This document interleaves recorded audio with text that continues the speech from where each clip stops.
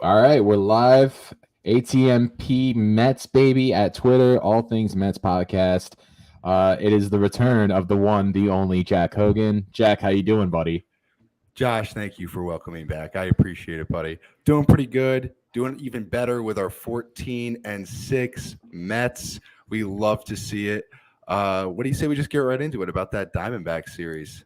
Yeah, Diamondback series first night. That was the night that they came back a little bit. Well, the Diamondbacks came back, and then at the end, they scored that extra run, and Diaz came in and closed it. I mean, it was an awesome first win in that series. I think it set the table for what we saw.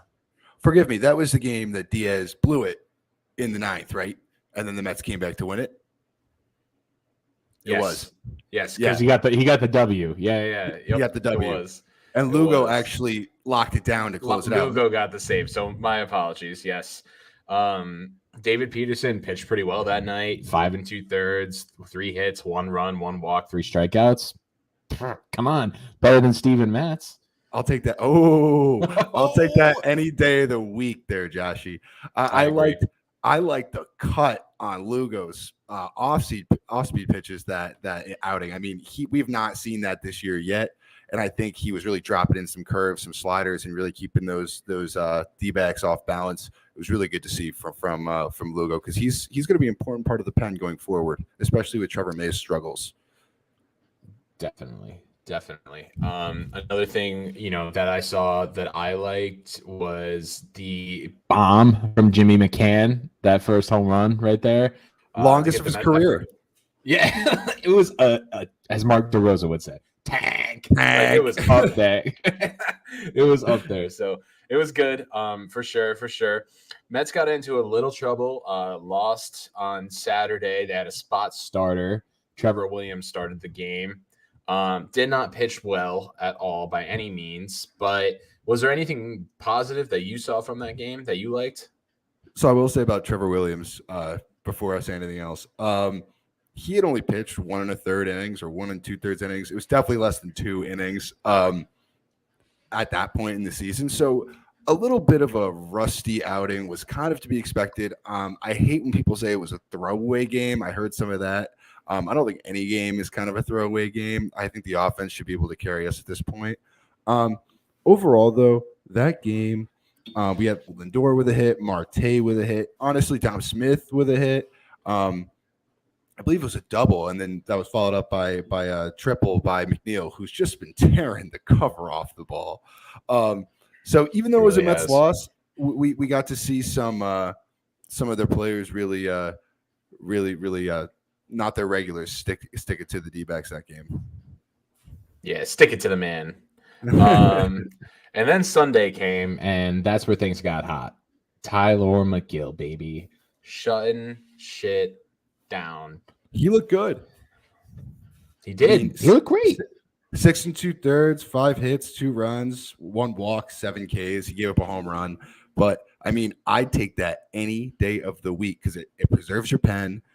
He was sitting 94, 95, 96. I think he managed to get up to 97, 98 at one point. I mean, he is really coming into his own this season, and it's really great to see. Let's just hope he can keep it up.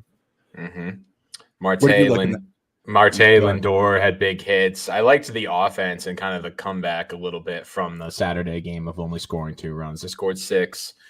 So it was good. I thought that Lindor, Marte had a bigger hit, I feel like, but yeah, and JD Davis was crushing it too. And I think Guillorme, that started pretty much his season. Like he really hasn't been hitting. So well, I think he shaved his beard right before that day, and we all know how he's been looking since then. He's gotten a couple hits. He's been looking a little bit better, and his glove's just going to get it done in the field. Yeah, for sure. But I do like seeing Davis getting some DH starts, especially against a lefty. I mean, you're not going to play him anywhere else, though. Yeah, the Mets played him on third yesterday, so crazy. That's because Robbie Cano's not hitting. Well, we'll get to Cano. All right, so Monday night, we get to Monday night. All right, get through the D-backs easy for the most part series. Hey, you say that. The Dodgers just lost the series. Well, it was easy for us. Best team in baseball. Sorry. And you see the Mets go down 2-0. It's getting to the ninth, and then all of a sudden things changed real quick. Do you want to tell me a little bit about your thoughts going through that ninth inning? That night, so I was laying on the couch. My girlfriend had fallen asleep. I was just watching the end of the Mets game. Even though it's the last out, you still got to pray, you got to believe. So I'm watching that last out. I see Escobar get that hit. When Cano comes up, I'm just like, Cano, if you ground into a double play, I will never forgive you. I actually saw a tweet, team MVP. He didn't. He just popped up. So we love to see that. Yeah. And then, the magic kind of started after that with a 7-pitch at bat from Mark Canha, which really, I think, tired out Gallegos. And then a weird misstep, 5 steps from Nolan Arenado. We'll get to that. We'll get to that guy. Yeah, we'll get to that guy. But, man, he is probably, in my lifetime, the best third baseman I've ever seen. And the fact that he just botched a ball and threw it over the head of Paul Goldschmidt, who's another Gold Glover at first. I think it really just I could start smelling that comeback. And then I don't know about you, Josh, but when McNeil got that double, I was like, Jankowski, run, get home. That's all I wanted. But credit to Alex Cora, Joey Cora. Sorry. I can't get Alex Cora out of my head. It's when you look at them, though, you would never think that they're brothers, in my opinion. No, I totally agree.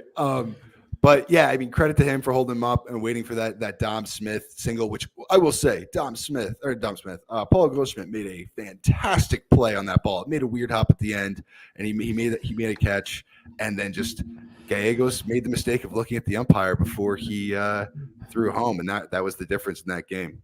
All right, so quick point. I'm going to jump ahead here, but to tell the story in circle, I'm going to have to jump ahead.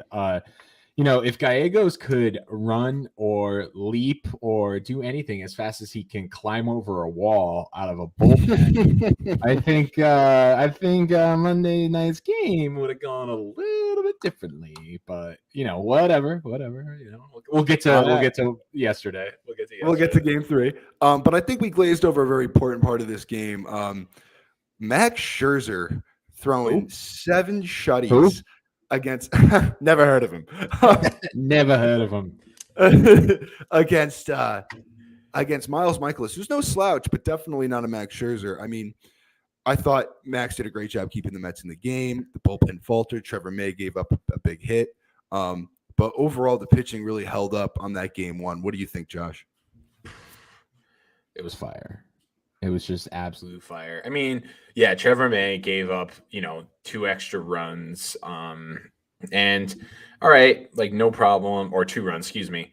But, Trevor May, he's going to appear 70 times this year. He's not going to be fabulous every time. So I'm not worried about that. I'm not here to dump on Trevor May.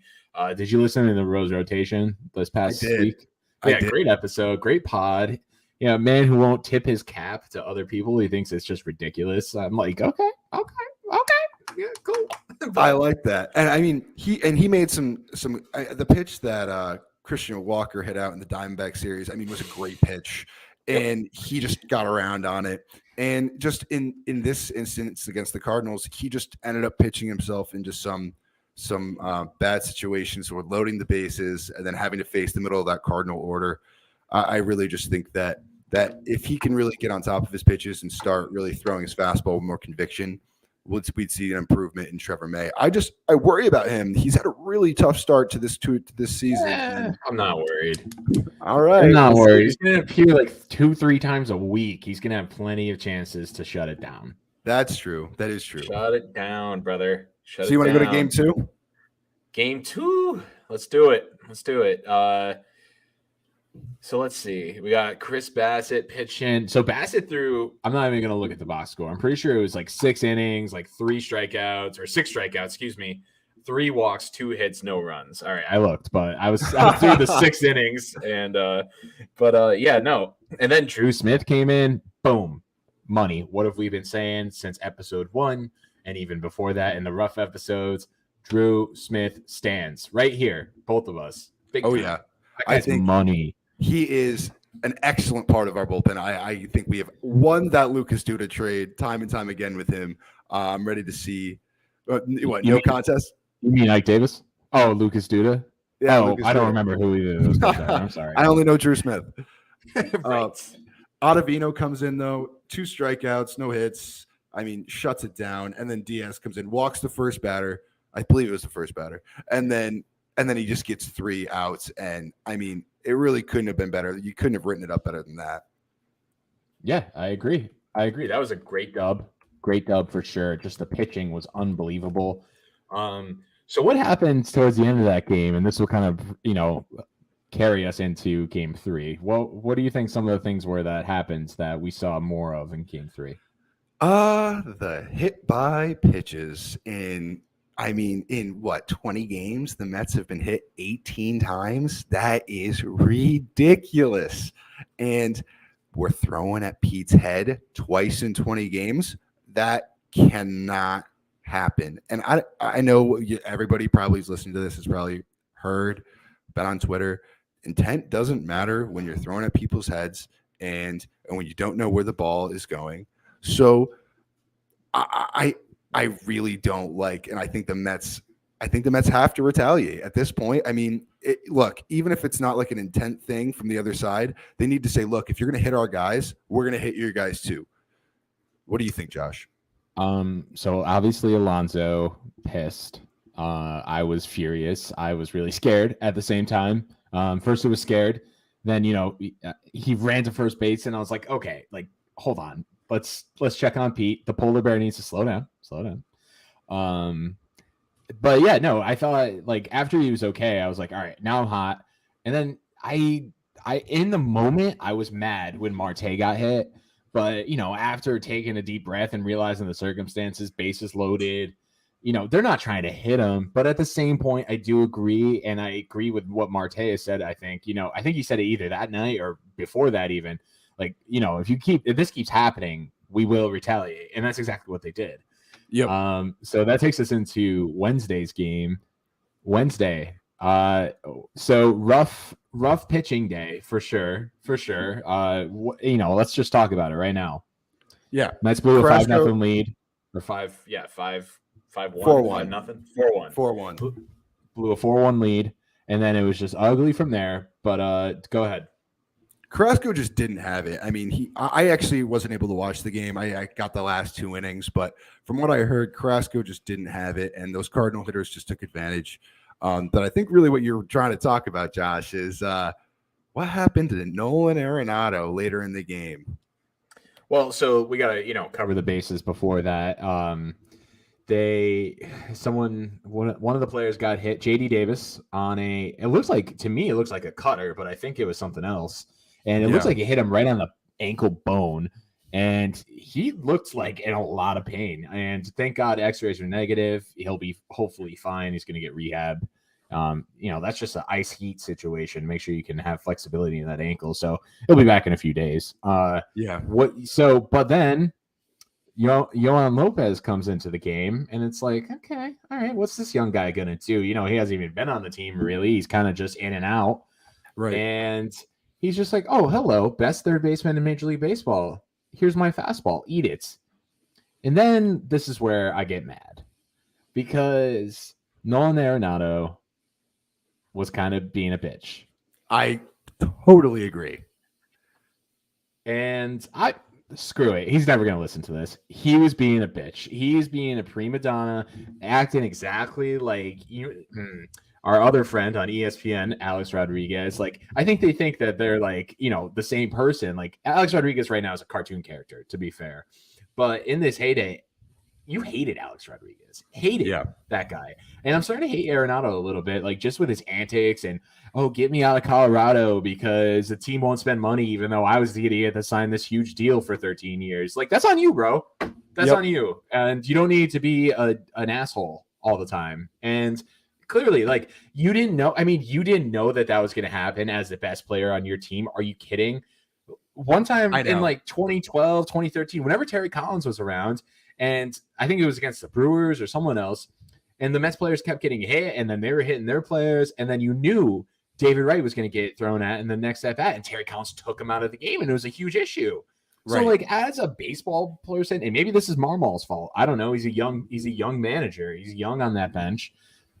You don't know that you're gonna get thrown at. Like, oh, Marmol's like after the game. Oh, high and inside. Like, I take exception to that. Are you fucking kidding me?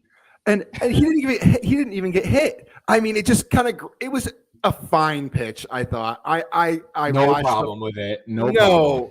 It was up and in a little bit, like probably a little bit more than it could have been, but he wasn't throwing at Arenado's head, and he just was trying to scare him a little bit. And Arenado took exception, throws Nido to the ground.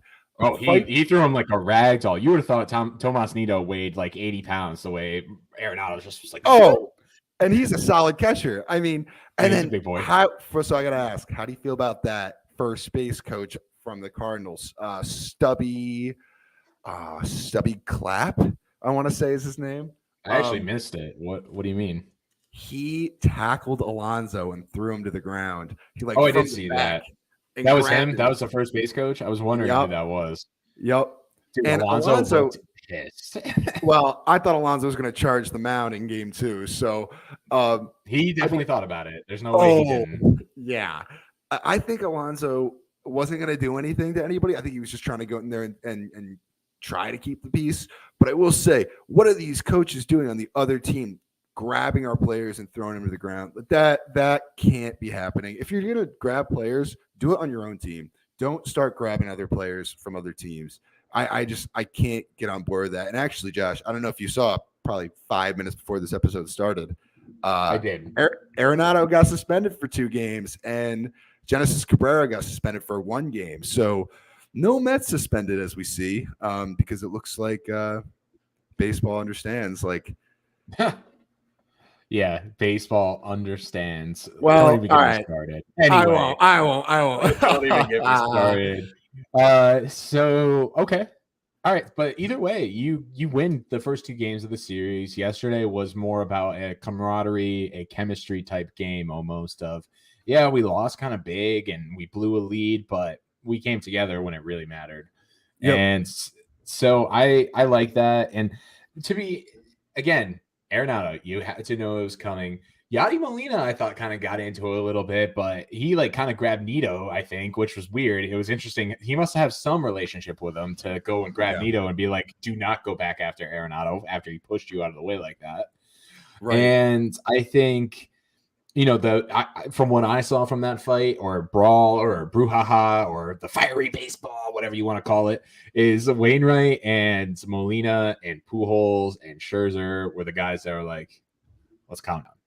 Right. And I mean, think about Molina and Pujols. They've been in their fights of their own. Like, oh my God, the Reds, the Cubs, I feel like they were rough and tough back in the day. So now they're just older veterans, and they're just like, all right, relax. Everyone calm down. Yeah. Right. Let's keep the peace. But don't you think though that like you want that out of Nolan Arenado and not Albert Pujols and Yadi Molina at this time in their career? Like if I'm a Cardinals fan, I'm thinking, what is this guy? Yeah, he's a great player, but he's kind of a bitch. Yeah, what's his attitude? And if you noticed, Paul Goldschmidt silent during all of this, which is he's another one of their stars who is kind of a quiet Mike Trout-esque kind of great player. Just he showed what he does on the field. That's how he talks to the fans. He doesn't really have to like deal with the media to get his point across. And I think that's the kind of guy in Cardinals nation, Cardinals land that they've always kind of rallied around, and not these fiery like hotheads like a Arenado. I don't know. But I do want to bring up a couple points about this series. One being James McCann, hit 3 for 4 his 1 game, really coming into his own with a booming double over Harrison Bader's head. And Josh, I do have to ask, how are you feeling about the $48 million mistake in Robinson Cano? Do you think he should be out there? Shout out to BVW. Thank you for that trade, my friends. Got us Edwin Diaz, but damn. Maybe Brody Van Wagenen's actually a genius and thought Edwin Diaz was great, and he just like foreseed Steve Cohen buying the Mets and being okay with a $48 million hunk of with Robinson Cano. Like, I can't even say it because, like, I don't want to disparage him, but at the same point, like, you did cheat twice, you idiots, and now you're on my team. Like, now, granted, he's gonna play, and I said it in the beginning, he's gonna play, and Buck Showalter has said, "Oh, it's cold," like maybe he'll play better in the summer. Curtis Granderson sucked all the time in the early part of the season. You never know. Granted, Robinson Cano is much older than Curtis Granderson was, probably about 5 years at this point. Yep. So it's interesting. I still believe he's going to play. Maybe not as much as I thought he was in the beginning of the season, but he's going to play. I personally, he wasn't in the last 2 games of the series. I am watching him at the plate he's got no shot up there. And if you look at his spray chart for his hits, only 2 have left the infield and 1 was a home run, which I'm still just, hey, if Bartolo can hit a home run, anybody can hit a home run.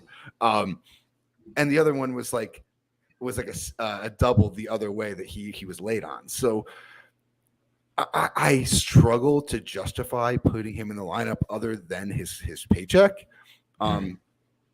Because I think you're taking at bats away from guys like Dom Smith and JD Davis, who have shown to be, JD Davis especially, is shown to be a productive hitter. And I think you need to give Dom a little bit of leash, especially because he's not one of these steroid user guys. And he's shown in the past that he can really be a productive major league hitter. I don't know. What do you think? I agree. It's hard not to agree. You want to give these younger guys at bats before you trade them. But at the same point, I still think JD and Dom Smith are your key to a bullpen arm. I do agree. And they are great insurance in case anybody gets hurt. I was listening to one of the Athletic baseball show. I forget which. They've got like 7 shows for 7 days a week. And kind of like John Boy these days. I know, kind of. And they were saying that that these guys like JD Davis and Dom Smith, these were the A starters last year, and now they're great insurance for backup if a McNeil goes down, or if a Marte goes down, or God forbid Eduardo Escobar goes down. These are guys who can come in and give you productive at bats even when the guys that Cohen paid for are injured or need a day. I don't know. I think they're valuable on a winning team. Again, you're making good points. Hard to disagree. So let's get into another segment that I didn't tell you about. So we're going to go on the fly with this. Cool. And that is favorite Mets. And I'm not talking about favorite Mets players, but let's get into how I know my fellow podcasters on ATMP, your co-hosts, Jack and Josh. Let's talk about your favorite Mets game that you've been to. Go. Easily, it's my first Mets game I went to. Okay. It was in 2006. I want to say it was the D-backs. To be honest, I don't remember, and it's because it was the game Beltran hit a game-winning home run in the 16th inning to win. That game. Wow, yep. That was like they were at like midnight or something that night. I think. Oh yeah. Wow. I was at that game. That was my first ever baseball game, and actually, I attribute that game to be the reason why I'm such a big Mets fan. Because, oh my God, there were not many fans left in the stands when that game finished, and it was electric at Shea Stadium. And I was like, I cannot wait to go back. You poor son of a bitch. You poor son of a bitch.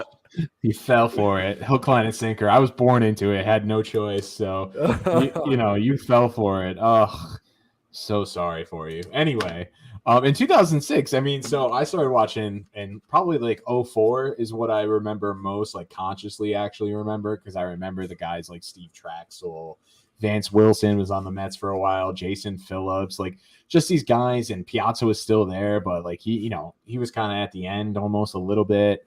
And they traded for guys like Mo Vaughn, and It was just like they were definitely rebuilding. Art Howe was their manager. I can't honestly tell you what my first game was. I know it was Mets versus Reds, and Ken Griffey Jr. was on that team, and he actually got hit in the head that game. Talk about getting hit. Yeah. So he got hit in the head. And then someone else hit, like, I think it might have been Mo Vaughn, like a double down the line, and the Mets took the lead. I think they won, but I'm not. Again, dude, I've been to, not to brag, but I feel like I've been to a lot of games, and I can't remember like any of them at this point. You asked me like 5 years ago, 6 years ago, sure, but I can't remember them anymore.